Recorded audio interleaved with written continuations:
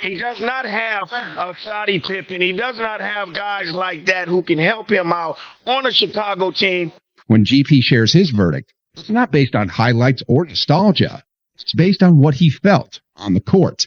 In that perspective, it's different. Isaiah Thomas had some of the most brutal battles with Jordan in NBA history. The Bad Boys Pistons literally built a defensive scheme just to try and stop him. So nobody understands the difficulty of that task better than Isaiah. I know we talk about Jordan, but he leads in no statistical basketball category. And yet we say there's an argument about him being the best.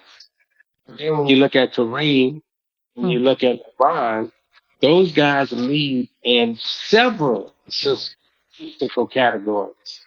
But yet we say somebody else is better. And, I'm just giving you like the evidence, right?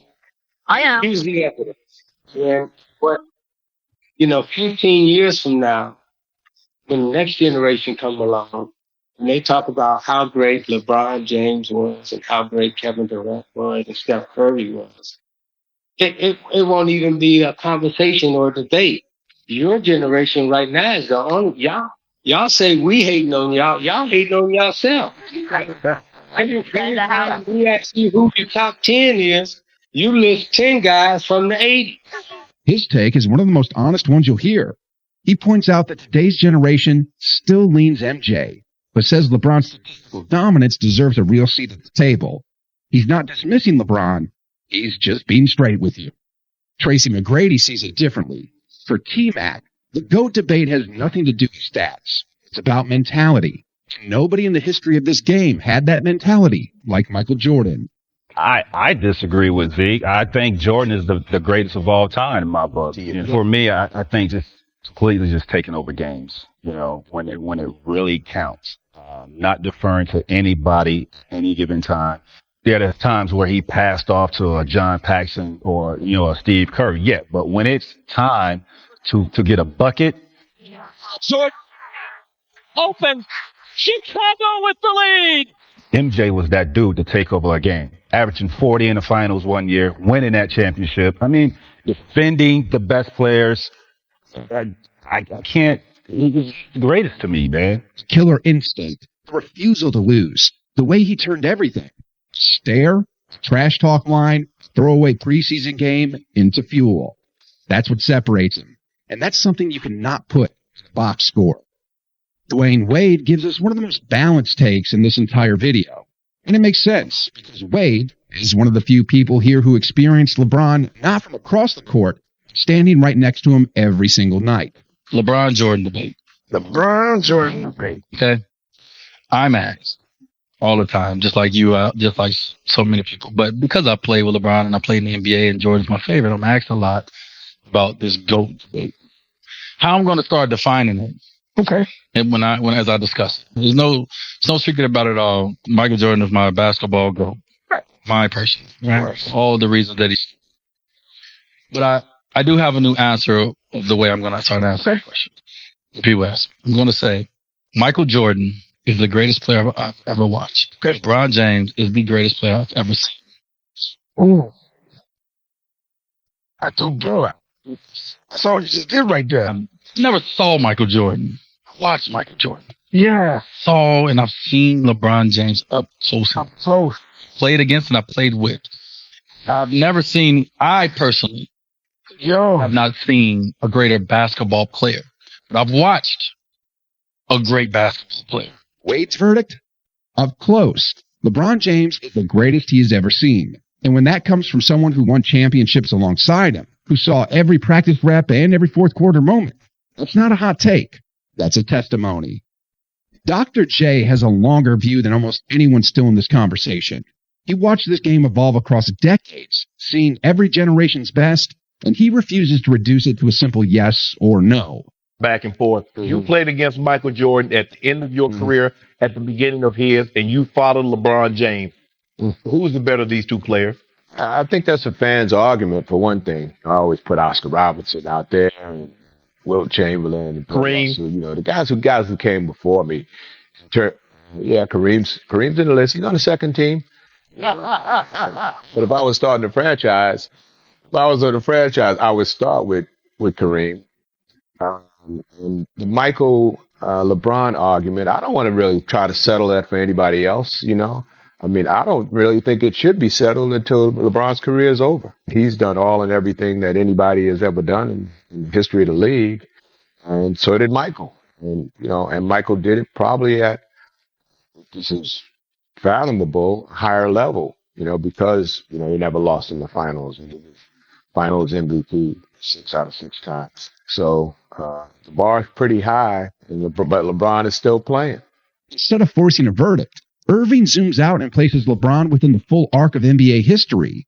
He's not dodging the question. He's taking it more seriously than most people do. Reggie Miller sees LeBron's case clearly. The longevity, the versatility, the numbers. He's not dismissing any of it. But when he stacks the resume side by side, Jordan's record still stands alone.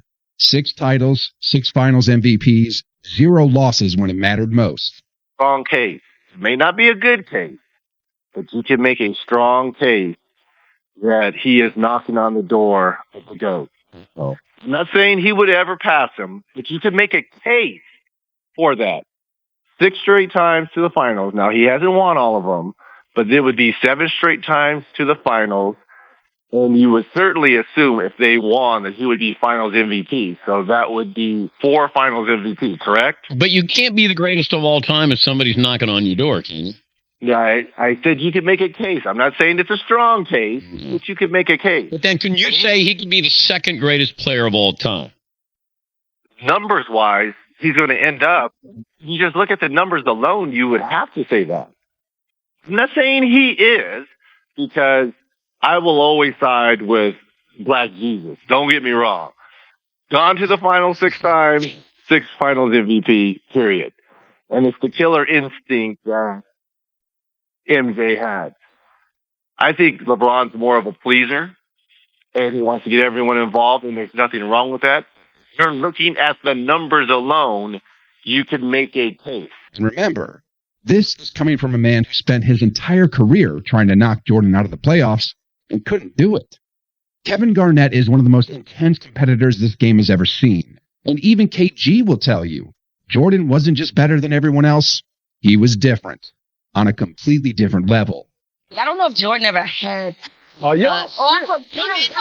No, you're right. You're right. He is right. Peter, Y'all get off without he's right.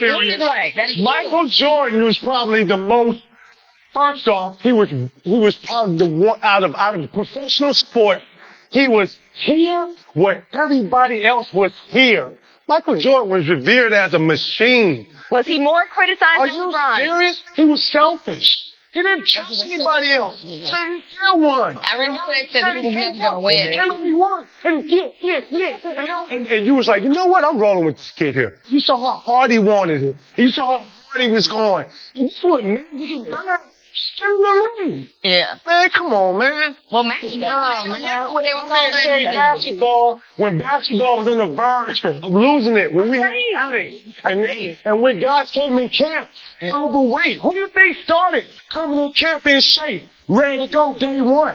KG has that famous quote about Jordan having a literal glow when he walked into the arena. If you watch him say it, you'll realize he's not being poetic.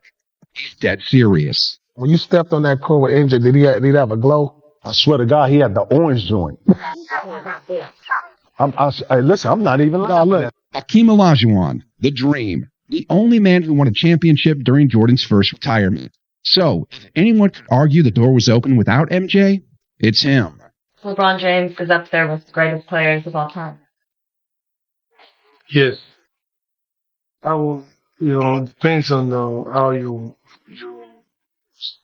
because according to the position that he plays, when people start comparing with like Jordan, that's not a fair comparison because, Jordan far more superior player and a very, very tough league.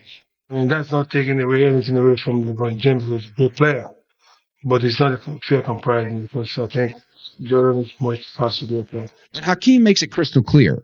In his eyes, Jordan isn't just better than LeBron. He's far superior. When the man who fulfilled that brief vacuum still bows to Jordan, the conversation is over. Paul Pierce wants to be fair. He takes the modern angle, weighs both sides, and genuinely tries to give LeBron his flowers. Wise. But at the end of the day, Jordan's accolades make him the greatest. And Pierce says it like a man who's thought about it seriously, not just throwing out a take. That distinction matters. Eddie House is not interested in the statistical argument at all. To him, there is no amount of numbers